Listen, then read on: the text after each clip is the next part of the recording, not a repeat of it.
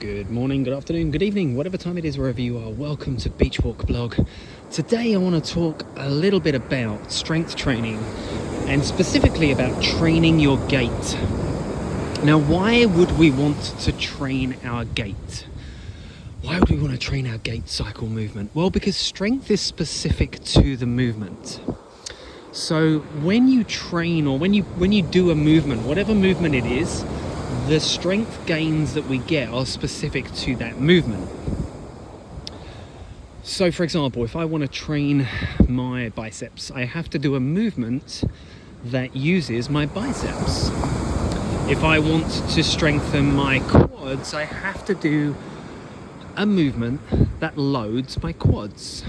Okay? If I train my quads, I don't get a strength gain in my hamstrings, unless the movement that I do also trains my hamstrings, loads my hamstrings. Okay, it's kind of obvious when you think about it, but people don't think about it this way.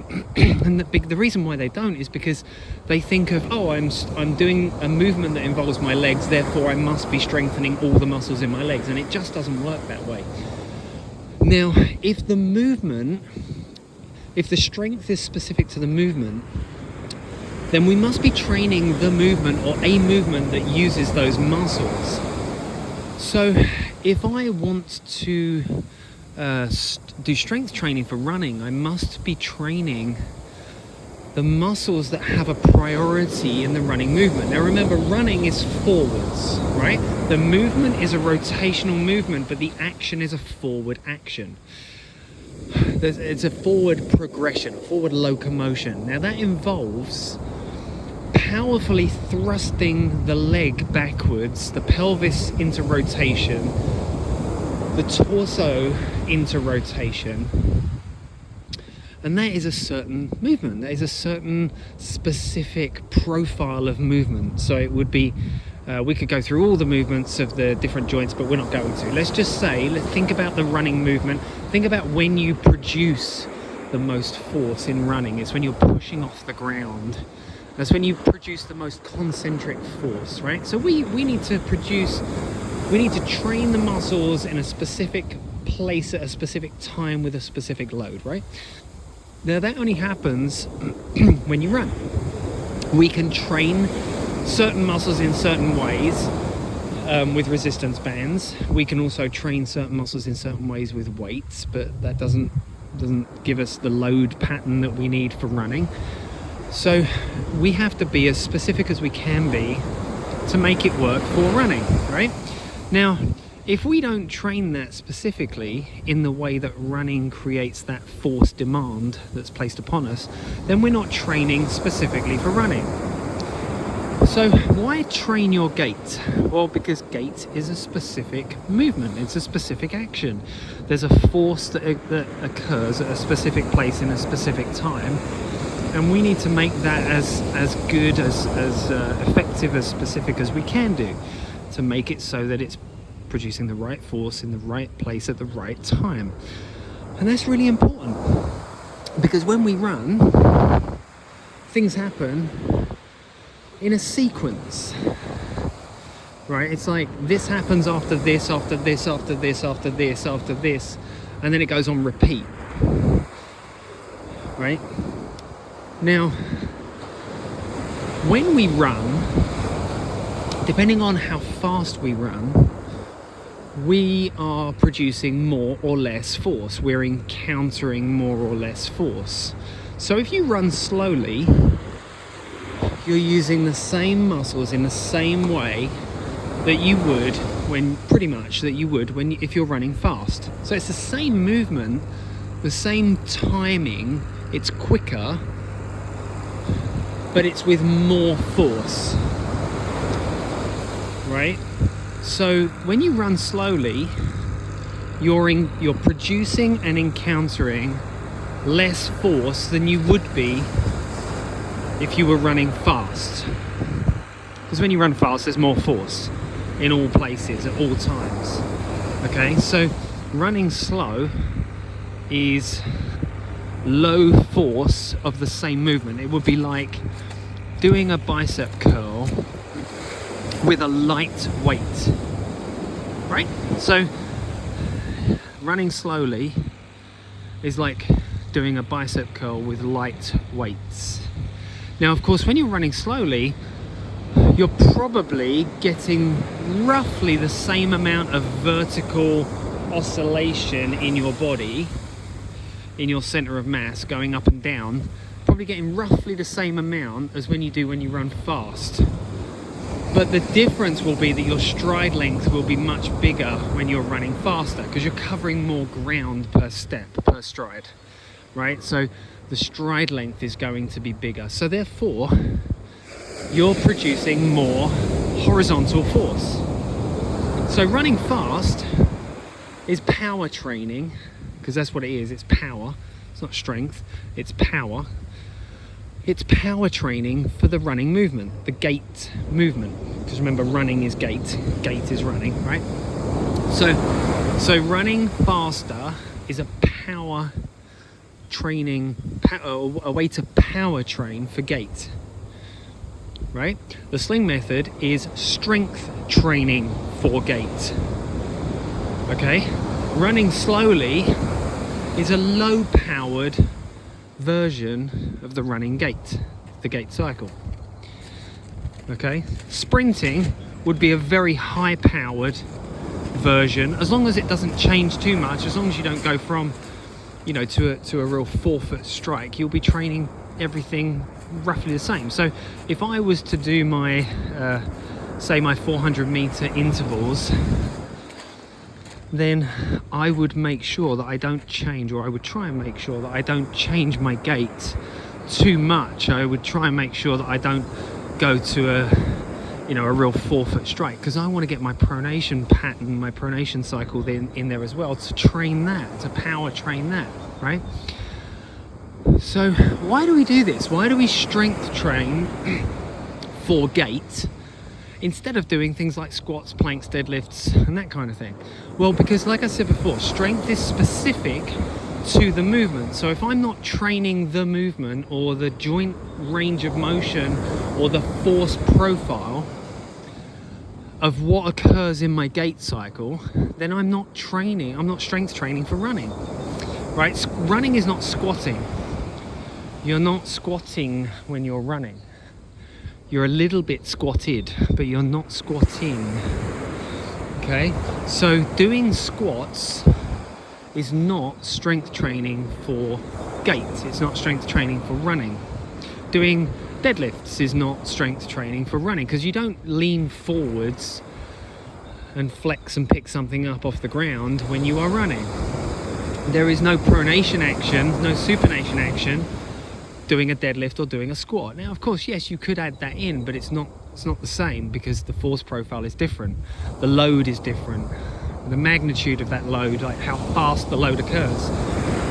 Okay? So something like hill sprints is extremely valuable to a runner, because again, as long as the hill doesn't get too steep. Oh, look how cool that is. It's a pelican. Wow, that's so cool. As long as you don't put the hill up too steep, which changes which muscles in the hip you use more than anything else, as long as you don't put that hill up too steep, you're going to be very strongly power training the toe off action. So you're going to be really training that soleus, the hamstrings, the adductors really well. All right, so hill training and hill sprints, massively beneficial for power training for gait. As I said, like I said, as long as the hill doesn't go too steep. Now, that's not to say that going up steep hills is not good, because of course it is. It's just going to shorten the amount of time you can be there for, because it's going to get much tougher. But of course, like I said, strength is specific to the movement, the range of motion, and how that movement is occurring. So when you go on a steep hill, it changes things as to what it is on a flat, which is the reason why, and I know some people are going to argue with that and go, no, it's not, it's the same. And I go, okay, well then downhill running is the same as uphill running, right? Well, of course it isn't. We know it isn't. Downhill running is not the same as uphill running. So therefore, what I'm saying is true. It's specific, right? There's a difference between uphill running and downhill running. So it is specific. Okay, and you're not going to replicate that with either getting on a step machine on a Stairmaster, and you're not going to replicate that by doing stair workouts, and you're not going to replicate that by doing box step-ups. Okay, because it's different. It's very different. Very, very different. Okay, so just remember that everything changes the moment you change it. Okay, so strength and power are specific to the movement. Now, why do I suggest that people do their strength training for running as the sling method? Well, because like I've just said, strength is specific to the movement. The action, the force profile, the speed, the range of motion, the muscles used. And just to give you one very simple example, squats do not give a training effect because they barely train the hamstrings. Okay, and hamstrings are one of the super prioritized muscles in running. So if you want to strength train for running, then you must strength train your hamstrings specifically for the running movement. It's obvious, isn't it, really? And if you are prioritizing a movement like a squat, which doesn't train the hamstrings, and in fact it overtrains the quads, and it also does in fact overtrain the quads relative to the hamstrings, and the glutes relative to the hamstrings, and everything relative to the hip flexors, because it literally does not use the hip flexors almost at all. Okay, so if you're doing a movement that does not involve using the hip flexors and barely involves using the hamstrings, then it simply cannot be strength training for running. If we know that running uses a lot more hamstring activation than it does anything else, right? I'm not gonna say anything else, because obviously it's not anything else. But in the hip musculature, the most torque is from the hamstrings and the adductors. Okay. Remember, the adductors produce 5 movements as a muscle group: hip flexion, hip extension, internal rotation, external rotation, and also adduction. So it's not just adductors doing adduction, it's adductors producing the other 4 movements as well. So if we know these things, we can then apply these things to our training to get a much better outcome. Now remember, most of the research out there has shown that you will not get an improvement in your gait by doing squats. Even single leg squats, the research shows this. There's no improvement in gait, no improvement in contralateral hip drop, right? In how much or how little contralateral hip drop was seen in people that did squats for strength training. That's because the contralateral hip drop movement is not about the hip muscles. It's about the obliques, right? So in making those hip abductors stronger does not improve contralateral hip drop, because that's not what it is. Remember the lever actions that we talk about. Training the hip musculature to lift the hip up in that lever action is a very, very, very poor way of getting hip abduction. The hip abduction movement comes from the obliques. So by lifting the pelvis up, connecting it to the opposing side ribs and shoulder. That's where the hip elevation comes from, the pelvis elevation. Trying to get your left side pelvis to go up via using muscles on the right side of your body, your right side of your hip, or vice versa, is an extremely bad way of trying to stop your contralateral hip drop. Okay? I don't care what any physical therapist says, they're wrong. From a biomechanical leverage perspective, they are fundamentally flawed and wrong.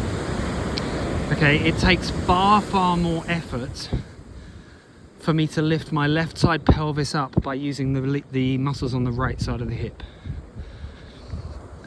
Okay, that's a fact. It's an absolute fact. This is the reason why all the research shows, that if you have a contralateral hip drop, doing squats or doing single leg squats does not improve the outcome of a contralateral hip drop, because you're training the wrong muscle. You're training the wrong muscle in the wrong place at the wrong time. Okay, you need to train the right muscle, the correct muscle in the correct place at the correct time. And those muscles are part of that system is the anterior oblique sling. It has nothing to do with the hip. That system has nothing to do with the hip.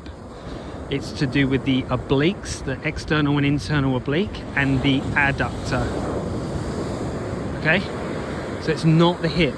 Your problem if you have a contralateral hip drop is not hip strength. It's pelvis, lifting of the pelvis from above. Okay? All right, so that's the reason why I say that strength is specific to the movement, because if you're not producing the movement from the correct place, you're going to get the wrong outcome, and it's that simple. All right? So strength training for gait is specific to the movement, same way that anything is specific to the movement. You're just training all of those muscles and joint actions in coordination with one another to get a very specific movement outcome. Remember, if you coordinate 4 muscles to work together, it's always going to be better than having one muscle doing it on its own. So if you coordinate 2 lever actions to work together, it's always going to be better than having one lever action doing it, because that's the way levers work. And in the body, we have multiple levers that are working together. We don't just have one lever, we have loads of levers. Every joint itself is a lever. Now, I know technically the biotensegrity people are going to go, oh, there are no levers in the body because it's a biotensegrity. Yes, I know that. And I'm keeping it simple because you have to understand lever actions in order to go through the process of saying every movement is a lever action, to then understand biotensegrity, to then say every muscle or every joint action is a lever action. However, all levers are moving in space at the same time, so therefore there are no fixed levers. So I'll take it back to there are no fixed levers in the body because they are constantly changing, as is your center of mass relative to those pivot points and levers. So a type 2 lever can very quickly change to a type 1 or a type 3 even. All right, so they're very different. They're always different. Okay, so I'm going to wrap it up. When we do strength training for gait, we are going slow. Remember, slow strength, slow movement allows you to consciously coordinate those movements together. Slow movement with high load allows you to coordinate and be very precise about the movements that you're making. When you run, the movement is very fast, 3 steps per second, thereabouts. So the movement itself is very quick, right? So you cannot consciously control that movement. So you have to train the action that you want to reproduce when you run You have to train it specifically, slowly and coordinated in order to make it an automatic learned motor function, motor movement. That means that you're not consciously controlling it. That means that your brain and your nervous system are controlling it for you. So you just say run, and your brain and your nervous system then put the whole thing together and give you running. All right, you don't consciously control each joint when you run, because you can't, it's too fast. Okay, so what you do is you train very specifically, slowly, in a coordinated fashion, and that's what we do with the sling method,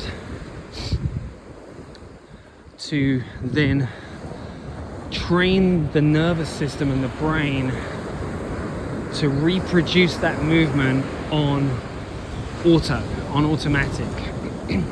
It just happens when I run. Okay, and that comes through self-myofascial release, reducing restrictions, and producing strength where you probably had an underactive imbalance, meaning that you were probably less strong in the movements that you want and too strong in the movements that you don't want. Thus, the reason why you might be landing on a forward traveling leg, you might be in a forward flexed posture when you run, your feet might be pointing outwards, your pelvis might be dropping.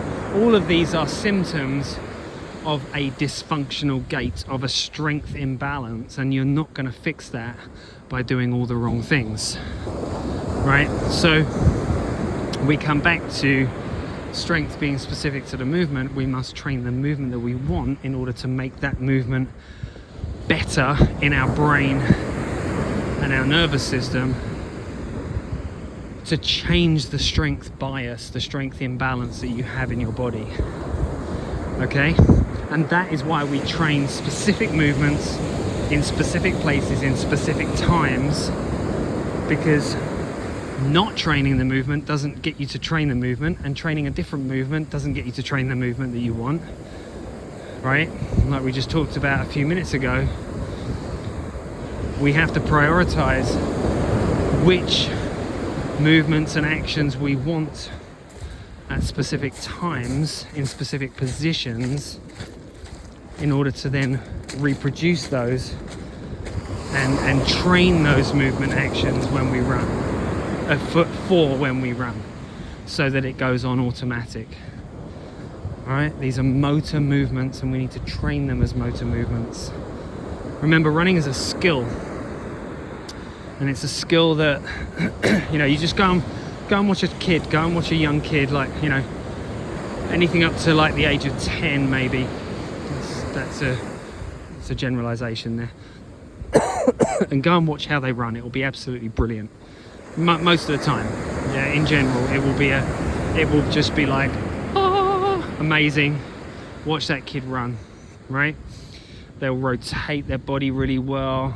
All of the things that I talk about will just happen naturally, in the same way that they do with almost all professional or elite runners. It just happens perfectly, almost perfectly. All right. Obviously there are outliers there, but yeah, those are the movements that we want to train, and we want to train them to occur, because most of us, especially if you're injured, you have movement dysfunction. You have issues in your tissues, as I like to say. You have dysfunction. If you're injured, you're dysfunctional. It's that simple.